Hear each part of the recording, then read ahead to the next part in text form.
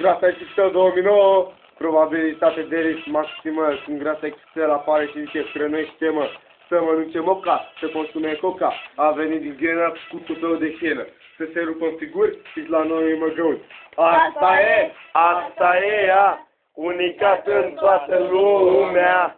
Asta e ea, unicată în toată lumea. În a doua parte, Grasa XXL, cotrovă e prin frigider, când îl vede gol, țipă de la balcon, dacă îl vede plin, râde cu mult stil, că așa e ea, lua ciuma, Asta e ea, unicată în toată lumea. Asta e ea, unicată în toată lumea.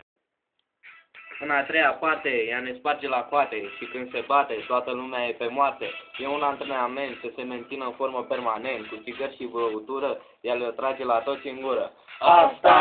Asta e ea, unicată în toată lumea. Asta e ea, unicată în toată lumea.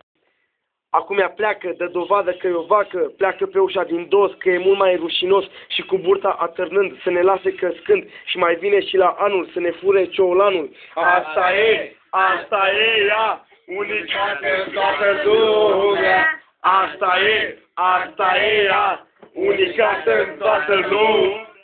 Grasa XXL 2009, probabilitate de risc maximă. Când Grasa XXL